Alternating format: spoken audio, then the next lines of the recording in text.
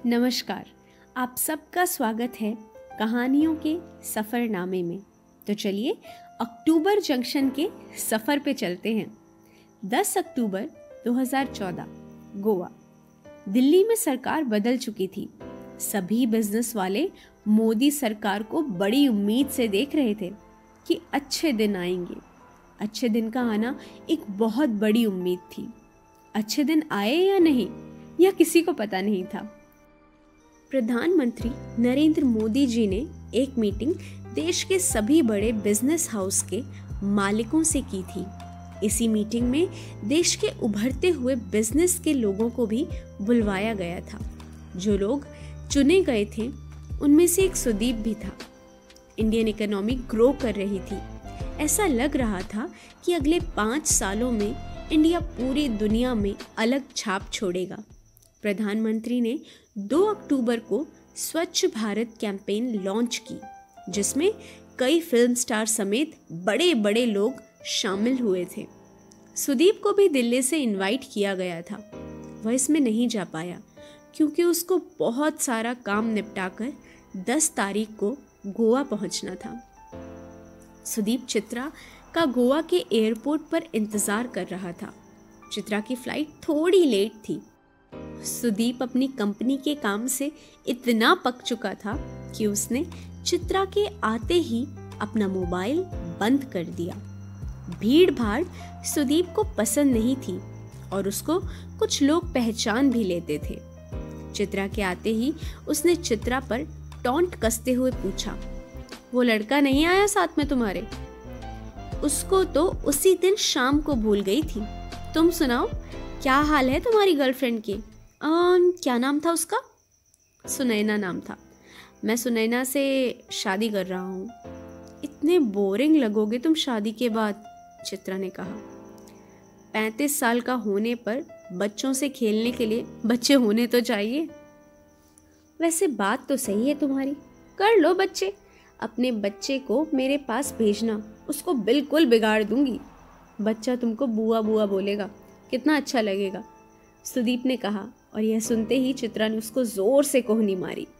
Airport के बाहर ही car आई हुई थी। सुदीप ने कार की चाबी चित्रा को दी। तुम पहले आ चुकी हो गोवा? हाँ, मैं हनीमून पर यहीं आई थी। पहले बता देना था, कहीं और चलते। अब किस किस चीज से पीछा छुड़ाऊंगी। कैसी चल रही है लाइफ? मेरी लाइफ एकदम हैपनिंग है। इसका मतलब है किताब आने वाली है। किताब का तो पता नहीं, लेकिन लिखकर काम अच्छा चल रहा है। कैसे? सब यहीं पूछ लोगे? अभी तो हम आए हैं, आराम आराम से बातें करते हैं। चित्रा ने एसी बंद करके गाड़ी के शीशे खोल दिए। सुदीप और चित्रा ताज में रुके थे। होटल के कमरे में जाकर चित्रा ने टीवी ऑन करके गाने चला दिए और कूद कर बिस्तर पर पसर गई। सुदीप सुबह फ्लाइट के चक्कर में नहा नहीं पाया था, सो वो नहाने चला गया। चित्रा पहले से बहुत ज्यादा खूबसूरत लग रही थी। दोनों 2 साल बाद मिल रहे थे। जब तक सुदीप नहाकर निकला, चित्रा ने पूरा प्रोग्राम बना लिया था कि क्या क्या करना है और कहाँ कहाँ जाना है। सुदीप ने निकलते ही कहा, तो चलो बीच पर चलते हैं। चित्रा ने तुरंत कहा, नहीं, पहले चर्च चलेंगे। सुदीप ने अपनी शॉर्ट्स पहनकर और सफ़ेद टी शर्ट पहनकर बाल बनाते हुए बोला, तुम्हें पता है ना, तुम बहुत फिल्मी हो। अब हूँ तो हूँ, कौन सा साल भर या उम्र भर तुम्हारे साथ रहना है, एक दिन की बात है। चित्रा अपने कपड़े लेकर बाथरूम में गई और चेंज करके जब वो लौटी तो सुदीप वहीं बैठा हुआ था जहाँ 2 मिनट पहले चित्रा लेटी हुई थी। चेंज करके आई हुई चित्रा बिल्कुल अलग दिख रही थी। उसने बस एक लंबी सी टी शर्ट पहनी हुई थी। अपने बैग से हेयर क्रीम निकालकर चित्रा ने अपने बालों पर लगाकर हाथ से ही बाल सही कर लिए। वह अपने बालों में कंघी नहीं करती थी। सुदीप ने कार की चाबी चित्रा की तरफ बढ़ाई। चित्रा ने कार की चाबी को अपने छोटे से बैग में रखा और कहा, हम कार से नहीं जा रहे, मैंने स्कूटी मंगवा ली है।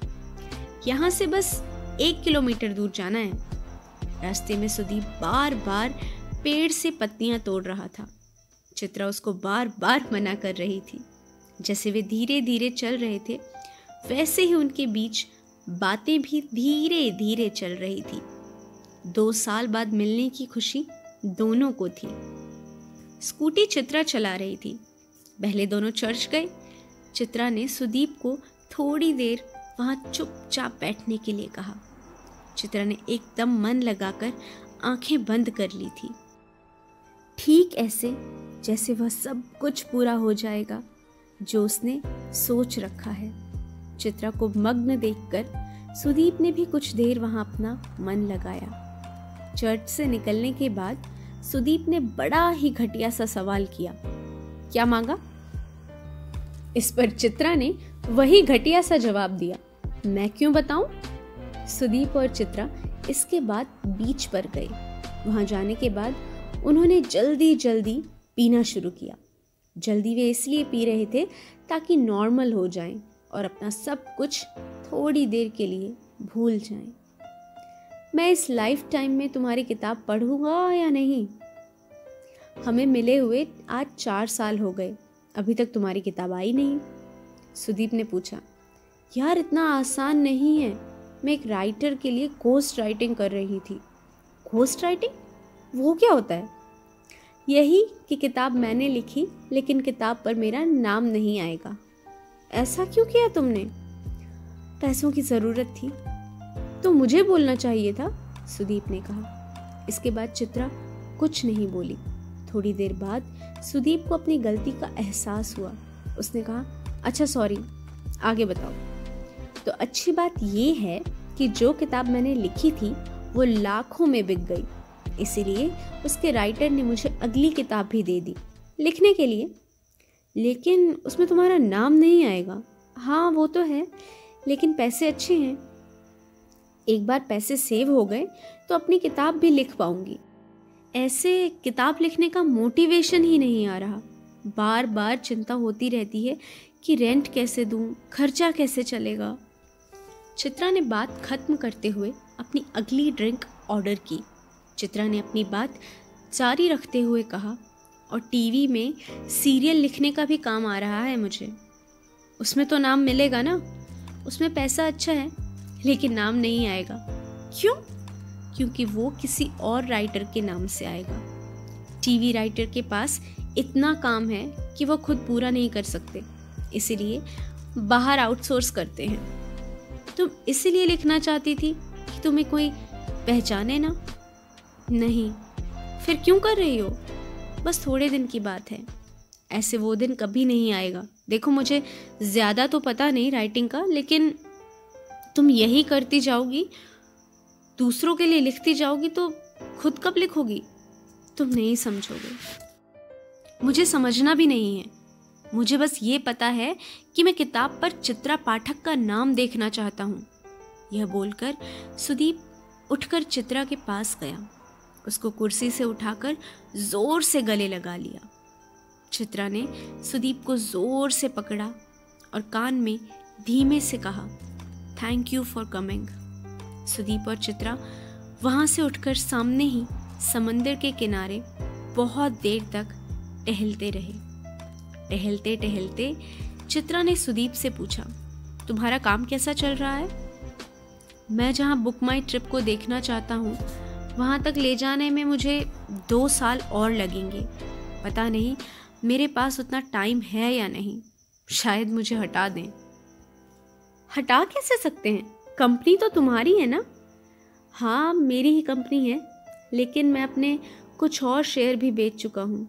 अगर बोर्ड ऑफ डायरेक्टर्स बैठकर फैसला लें तो मुझे हटा सकते हैं, लेकिन अभी मुझे इस बारे में कोई बात नहीं करनी। सुदीप ने समंदर के किनारे टहलते हुए चित्रा के कंधे पर हाथ रख दिया। पानी उनके पैर से छूकर लौट रहा था। इस बीच एकाएक पानी जोर से आया। इससे पहले कि वे बचने की कोशिश करते, दोनों पूरी तरह भीग चुके थे। 2 लोग जब तक एक दूसरे को ये नहीं बताते कि वे रोते किस बात पे हैं, तब तक वो करीब नहीं आते। चित्रा और सुदीप के रिश्ते की सबसे अच्छी बात शायद यही थी कि उन दोनों में किसी एक को भी प्यार जैसा नहीं लगा था एक दूसरे के साथ। वे बस एक दूसरे के लिए छुट्टी की तरह से थे, जिसका इंतज़ार वे साल भर करते थे। पुराना सब कुछ भूलकर नया शुरू करने की हिम्मत एक दूसरे को देते थे। ऐसा रिश्ता हर किसी की ज़रूरत है। बस दिक्कत ये है कि जब कोई इतना अच्छा हमें मिलता है तो हम उसको रोकने की कोशिश करते हैं। रोकने की कोशिश में सब कुछ बह जाता है। छुट्टियाँ तभी तक अच्छी हैं जब तक वो मुश्किल से मिलती हैं। दो लोग जब एक दूसरे को पूरी तरह से समझ लेते हैं तो बीच की खाली जगह खोकर एक दुनिया हो जाते हैं। सुदीप चित्रा की दुनिया नहीं था, बल्कि उसकी दुनिया से दूसरी दुनिया के बीच की खाली जगह था, जिसको भरने की कोशिश करते ही वो पूरा एक दिन खो जाता था। जिस साल सुदीप चित्रा से मिलता था, उस साल के दिन 364 गिन लेता था। यूं एक दिन का गुमशुदा होना कैलेंडर को भी अच्छा लगता था। बढ़िया ही हुआ कि दोनों को अभी तक प्यार नहीं हुआ, वरना वे एक दूसरे के पते अभी तक भूल चुके होते। सुदीप ने ऐसे ही गोवा की एक शाम को डूबते हुए सूरज की ओर देखते हुए चित्रा से कहा, हमें शायद कभी मिलना ही नहीं चाहिए था। ऐसी उदास बातों पर मेरा कॉपीराइट है। चित्रा ने यह बोलकर डूबते हुए सूरज को 1 सेकंड के लिए रुकने को बोल दिया। पूरी दुनिया 1 सेकंड के लिए उस रुके सूरज में डूब गई थी। सुदीप ने अपने बैग से अपनी वही किताब निकाली और चित्रा की तरफ बढ़ा दी। चित्रा ने उस पर 10 अक्टूबर 2015 की तारीख डाल दी। लौटने पर सुदीप को सुनैना के सवालों का सामना करना पड़ा। आखिर वह फोन बंद करके कहाँ गायब था? सुदीप ने एक सस्ता सा झूठ बोल दिया कि वो घर पर कुछ इमरजेंसी आ गई थी। वह लखनऊ गया था। लखनऊ गए सुदीप को सालों बीत चुके थे। अपने घर लौटने की उसकी सारी वजह खो चुकी थी। 1 साल बाद 10 अक्टूबर 2015 मुंबई। बुक माई ट्रिप ऑफिस सुबह 9 बजे। सुदीप यादव जब रोज की तरह अपने ऑफिस पहुंचा तब उसको रिसेप्शन पर ही रोक दिया गया। अभिजात और सुनैना उसको एक कैबिन में लेकर गए। सुदीप की तरफ एक लेटर बढ़ाया गया। लेटर में कुछ ऐसा लिखा था जिसका मतलब था कि बोर्ड ऑफ डायरेक्टर और इन्वेस्टर ने मिलकर यह फैसला लिया है कि सुदीप अब इस कंपनी का CEO नहीं रहेगा। सुदीप की जगह अभिजात को CEO बनाया जा रहा था। यह मीटिंग रात के 1 बजे हुई थी। सुदीप ने लेटर को वहीं के वहीं फाड़ दिया और अभिजात की आंखों में आंखें डालकर देखने लगा। अभिजात ने बोलना शुरू किया कि रात में देर हो गई थी, इसलिए उसे रात में जगाना ठीक नहीं समझा। सुदीप के होंठ फड़फड़ा रहे थे, लेकिन वह इतना गुस्सा था कि कुछ बोल नहीं पाया। सुदीप कैबिन से उठकर अपने कैबिन में जाने लगा। इतने में उसके हाथ से उसका लैपटॉप ले लिया गया। उसका कैबिन लॉक किया जा चुका था। उसको अपना सामान कैबिन से हटाने का भी टाइम नहीं दिया गया था। सुदीप के कैबिन में उसकी माँ की फ़ोटो लगी हुई थी। सुदीप जिद पर अड़ गया कि उसे अपनी माँ की फ़ोटो चाहिए। सुनैना के कहने पर कैबिन खोला गया। सुदीप पूरे कैबिन को एक बार ध्यान से देखने लगा। अपनी माँ की फ़ोटो उठाई। उसके कमरे के बोर्ड पर लिखा हुआ था कि बुक माई ट्रिप अगले 2 साल में इंडिया की नंबर 1 कंपनी होगी। उस कैबिन की एक एक चीज़ उसने इत्मीनान से देखी। जैसे छोटे बच्चे बहुत नाराज़ हो जाते हैं तो अपने सबसे प्यारे खिलौने को तोड़ देते हैं, वैसे ही सुदीप नाराज़ था। वो कंपनी जिसको सुदीप ने बनाया था, अब उस कंपनी को सुदीप की ज़रूरत नहीं थी। सुनैना ने सुदीप को समझाने की कोशिश की, लेकिन सुदीप ने सुनैना की कोई बात न सुनी।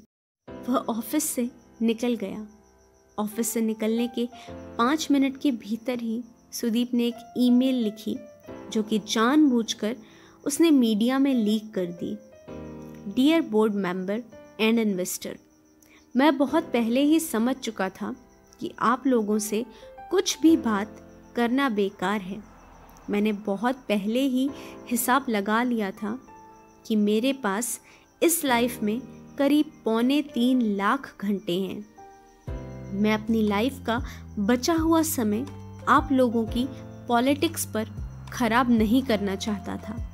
हालांकि अच्छा यह रहता कि आप मुझे हटाने से पहले बता देते, लेकिन आपको वो सब इतने चुपचाप करना था, जैसे चुपचाप रात में कोई चोरी करता है। All the best. Book my trip इस देश की सबसे बड़ी कंपनी हो सकती थी, लेकिन का जवाब आपके पास खुद है।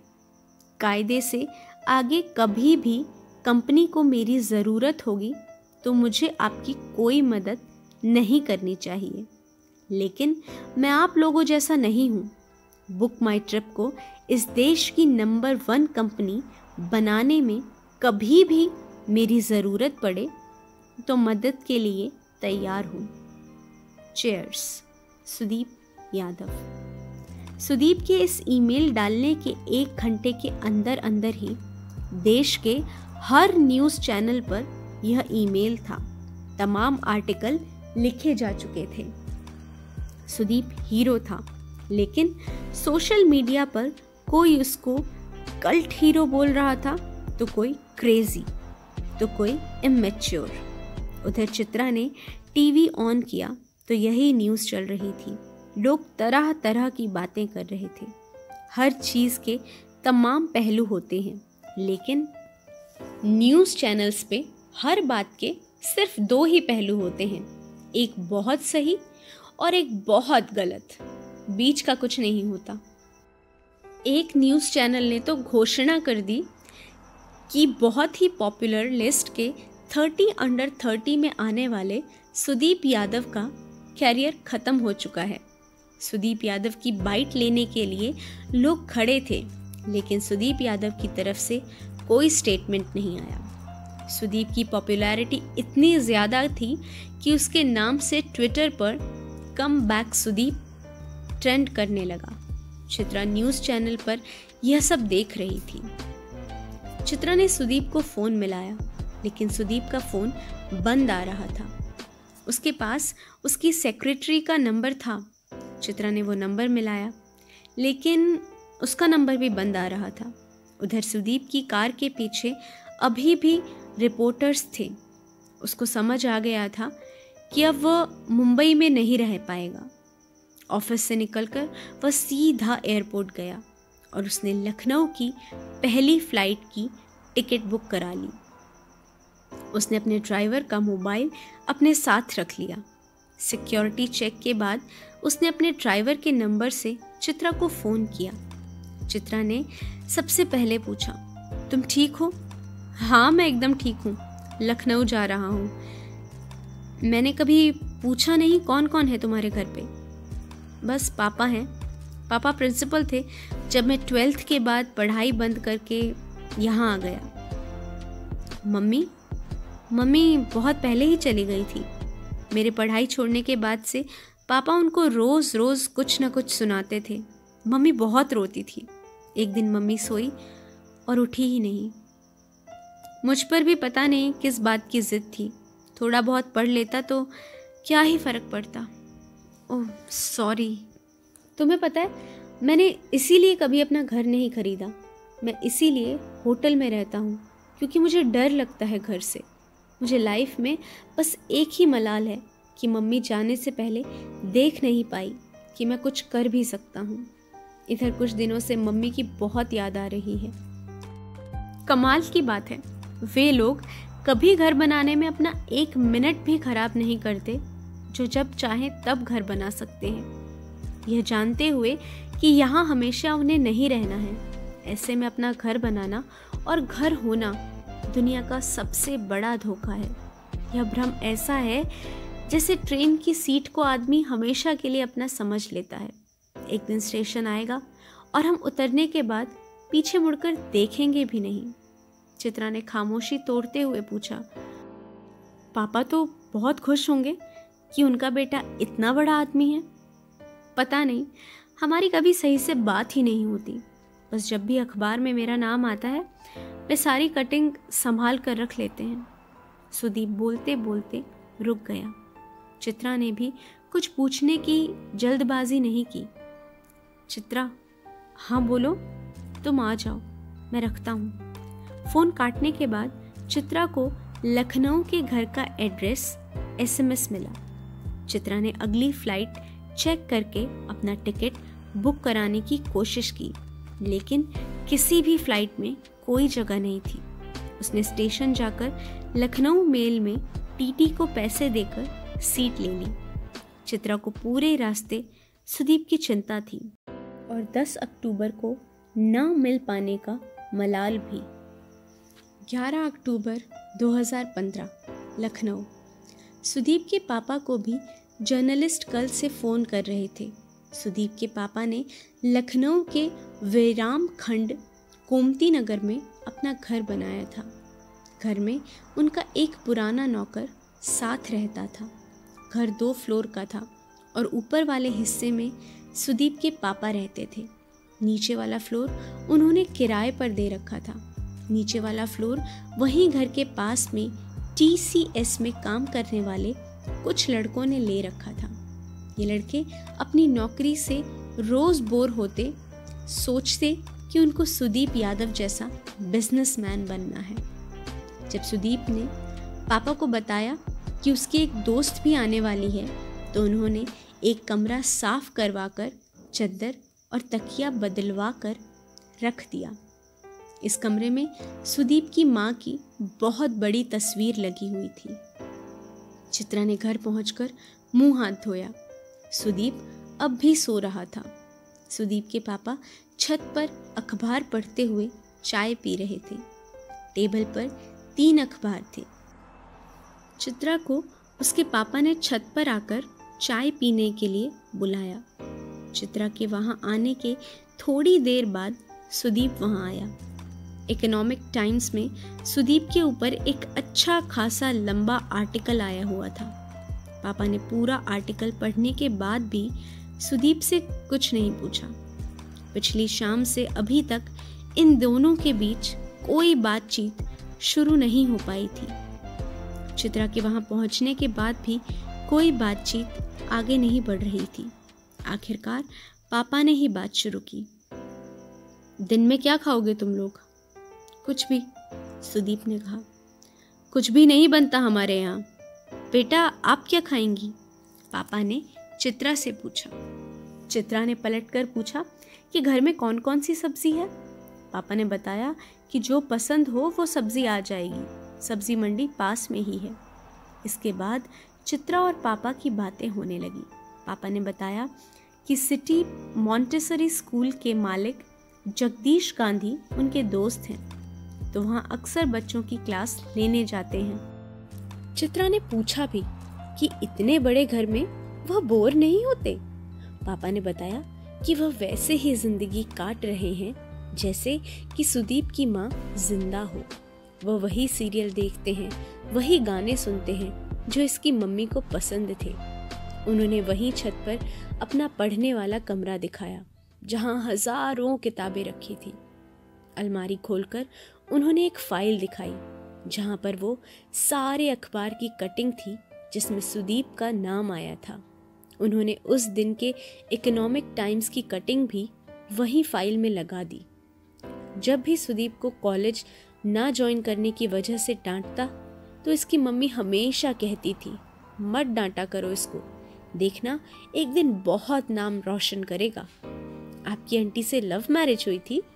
चित्रा ने किताबों की अलमारी से एक किताब निकालकर पूछा। हाँ, वो यादव नहीं थी। शादी के बाद भी मैंने सुदीप की मम्मी का नाम चेंज नहीं कराया। इस बीच पापा ने सुदीप की कुछ नोटबुक निकालकर चित्रा की तरफ बढ़ाई। इसकी मैथ तो अच्छी थी। बचपन में ये बच्चों की कहानियां लिखता था। चित्रा सुदीप के पुराने नोट्स पलटने लगी। सुदीप अभी भी चुपचाप बैठा हुआ था। चित्रा ने सुदीप को वहीं कमरे में बुलाया। तुमने बताया नहीं, तुम लिखते भी हो। वो लड़का कब का मर गया जो लिखता था। ऐसे मत बोलो। और बताओ, आगे का क्या प्लान है तुम्हारा? कुछ भी नहीं पता। फिलहाल तो 1-2 वकीलों से बात हुई है। मैं केस करूंगा। पापा अभी तक वहीं थे। वो वहां से यह कहकर निकल गए कि सब्जी लेने जा रहे हैं। नौकर कभी अच्छी सब्जी लेकर नहीं आता। मुझे पूरे घर में छत सबसे अच्छी लगती है। क्यों? क्योंकि आसमान रोज बदल जाता है। जैसा वो आज है ऐसा अब कभी नहीं होगा। अब भी आसमान में देखता हूँ तो सोचता हूँ कि उस पार की दुनिया कैसी होगी, उस पार कुछ है भी या नहीं। जब मम्मी की याद आती है तो आसमान देखता हूँ। बचपन में जो कहानियाँ लिखता था वो भी ऐसी ही होती थी। मेरे सारे कैरेक्टर आसमान के उस तरफ के रहते थे। सुदीप यह बोलने के बाद आकर दोबारा कुर्सी पर बैठ गया। उसने नौकर को फिर से 2 कप चाय बनाने के लिए कहा। कितने दिन हो लखनऊ में? चित्रा ने अखबार में कटा हुआ हिस्सा सुदीप को दिखाकर पूछा। अभी कुछ पता नहीं। कल बहुत दिनों बाद अच्छी नींद आई। ऐसी नींद कई सालों से नहीं आई थी। सुदीप उठकर किताब वाले कमरे में गया और अपनी नोटबुक उठाकर पढ़ने लगा, जिसमें उसने कहानियां लिखी थी। तुम तो इतना घोस्ट राइटिंग करती हो, कभी मेरी किताब भी पूरी कर दो। चित्रा ने उसके हाथ से नोटबुक लेकर अपने पास रख ली। कर दूंगी, तुम भी क्या याद रखोगे। अब ये बताओ, लखनऊ में कहाँ घुमा रहे हो मुझे? चलो शाम को तुमको गंजिंग करा के लाते हैं। गंजिंग? वो क्या होता है? चित्रा ने पूछा। हजरतगंज में बिना काम के घूमने को गंजिंग कहते हैं। 11 अक्टूबर 2015, लखनऊ, हजरतगंज। शाम को सुदीप अपने पापा की कार में चित्रा को लेकर हजरतगंज निकल पड़ा। सुदीप हजरतगंज बहुत दिनों बाद आया था। वहाँ चौराहे पर हनुमान मंदिर के पास में ही बहुत बड़ी कार की पार्किंग बन गई थी। पार्किंग में कार लगाकर सुदीप हनुमान मंदिर आया और अपने जूते उतारे बिना थोड़ी दूर से कुछ देर तक हनुमान जी की आंखों में देखता रहा। चित्रा वहीं पड़ोस में खड़ी होकर चौराहे पर आता जाता ट्रैफिक देख रही थी। इस वाले हनुमान जी की आंखें बिल्कुल असली लगती हैं। मैं पहले भी जब भी आता था तो हमेशा आंखों में देखता था। थोड़ी देर तक देखो तो लगता है कि आंखों की पुतलियां हिल रही हैं। मम्मी हमेशा डांटती थी कि मैं जूते क्यों नहीं उतारता। ऐसा क्या खास है हजरतगंज में? चित्रा ने पूछा। थोड़ी देर टहलो, अपने आप समझ आ जाएगा। यहाँ सामने मोती महल पर बास्केट चाट खिलाते हैं तुम्हें। लखनऊ गए और बास्केट चाट ना खाई तो समझिए क्या लखनऊ गए। चित्रा ने लाइफ में पहली बार बास्केट चाट खाई। चाट खाकर अभी वे थोड़ा आगे बढ़े ही थे कि इतने में सुदीप को एक गोलगप्पे वाला दिखा। सुदीप ने उसे बहुत देर तक ध्यान से देखा।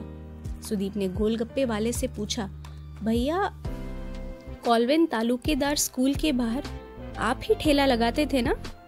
गोलगप्पे वाले ने बताया कि हाँ, मैं वहीं ठेला लगाता था। सुदीप ने चित्रा को बताया कि उसके स्कूल में यही भैया चाट का ठेला लगाते थे। गोलगप्पे वाले ने पूछा, कौन हो, कौन से साल में थे स्कूल में भैया? सुदीप ने बताया कि आपने इतने लड़कों को चाट खिलाई है, आपको कहाँ याद होगा। गोलगप्पे खाते हुए सुदीप ने बताया कि यह लव लेन है।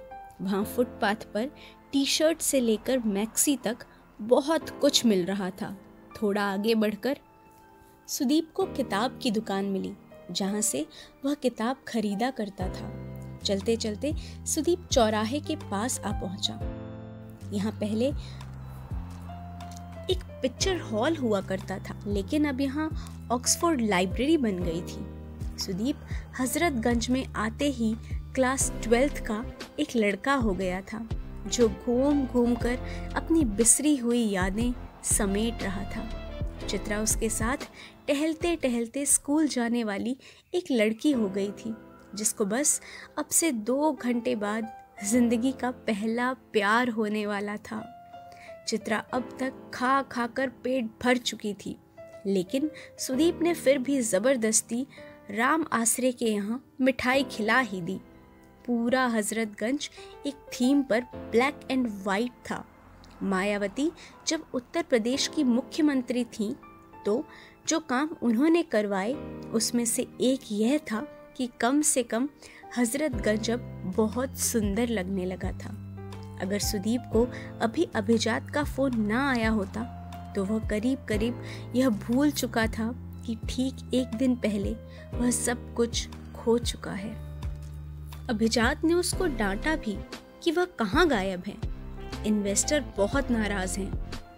वे उसको कुछ वन टाइम सेटलमेंट के पैसे देना चाहते थे, लेकिन सुदीप का व्यवहार ऐसा है कि उसको कुछ नहीं मिल रहा। अभिजात ने बताया कि उसका जितना भी स्टेक था वो इन्वेस्टर ले रहे हैं। वह अब कंपनी के बारे में कोई भी स्टेटमेंट नहीं दे सकता। कंपनी के जितने भी कार्ड उसके नाम से चल रहे थे वो सीज कर दिए गए हैं। कंपनी के नाम पर जो भी सुविधाएं उसे मिल रही थी वह सब कुछ ले ली गई हैं। कुल मिलाकर इसका मतलब यह था कि सुदीप के पर्सनल अकाउंट में जितने पैसे थे बस उतने ही उसके पास बचे थे।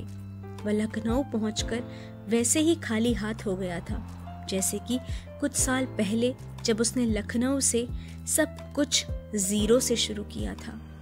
अभिजात जब यह सब फोन पे बता रहा था तो सुदीप गुस्से से 1-2 बार चिल्लाया भी, लेकिन अब कुछ नहीं हो सकता था। चित्रा ने उसको चुप करवाने की बहुत कोशिश की। लौटते हुए सुदीप ने चित्रा से कोई बात ना की। घर लौटकर वह अपने आप को कमरे में बंद करके बैठ गया। डिनर पर चित्रा सुदीप के पापा के साथ बैठी थी और उसने जो कुछ भी हुआ वो सब कुछ सुदीप के पापा को बताया। पापा ने जानबूझकर सुदीप से कुछ नहीं कहा, बस अपने सोने जाने से पहले सुदीप के कमरे में नीचे पर्ची सरका दी। पर्ची में बस इतना लिखा था, खाना फ्रीज में रखा है, अगर मन करे तो खा लेना। चित्रा दूसरे कमरे में आ गई। उसने सुदीप के कमरे में जाना सही न समझा।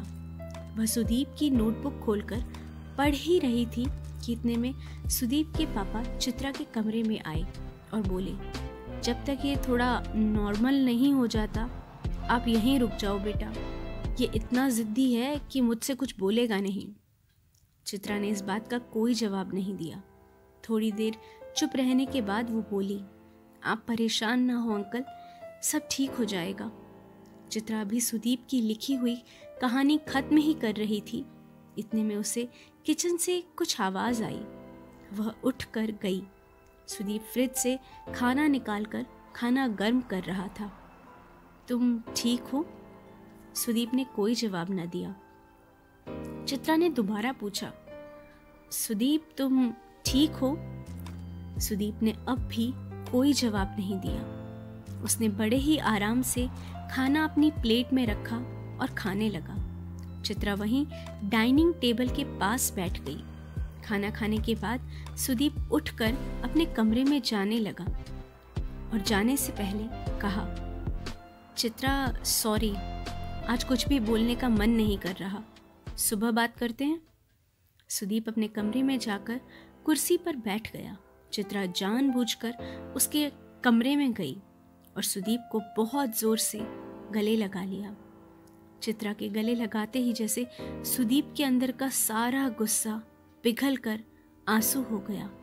वह बहुत जोर से चिल्ला रहा था जैसे कोई मर गया हो। दूसरे कमरे में पापा को भी नींद नहीं आ रही थी, लेकिन वह उठकर सुदीप के पास नहीं आए। चित्रा ने कुछ नहीं कहा, बस सुदीप को गले से लगाए बैठी रही। दोनों कब सो गए न चित्रा को याद था न सुदीप को। सुबह उठकर चित्रा छत पर गई। अखबार में सुदीप के बारे में वही खबर थी जो कि एक दिन पहले अभिजात ने दी थी। सुदीप ने अपना ट्विटर का अकाउंट डीएक्टिवेट कर दिया। यह खबर भी चित्रा को अखबार से मिली थी। अभी तक घर के नीचे रहने वाले लड़कों को भी खबर लग चुकी थी कि सुदीप आया हुआ है। उसमें से एक लड़का सुदीप से मिलने घर भी आया, लेकिन पापा ने उसको भगा दिया। चित्रा ने सुदीप के पापा का नंबर लिया और अपना नंबर सुदीप के पापा को दिया। सुदीप के उठने से पहले वह दिल्ली के लिए निकल गई। सुदीप के पापा ने रोकने की कोशिश भी की, लेकिन चित्रा रुकी नहीं। चित्रा का यूं अचानक चले जाना सुदीप के पापा को थोड़ा सा खटका। सुदीप को थोड़ा समय अकेलापन चाहिए था। चित्रा उसमें कोई खलल नहीं डालना चाहती थी।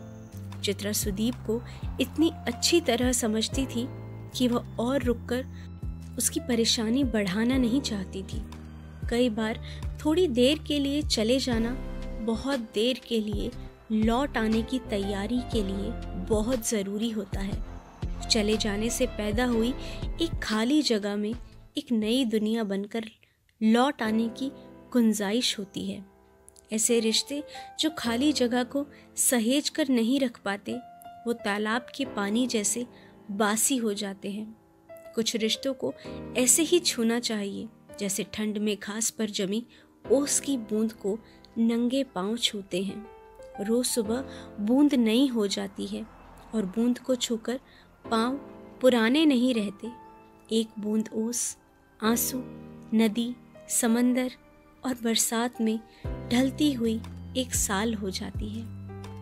हमारे साथ कहानी में बने रहने के लिए हमारे चैनल को सब्सक्राइब करें।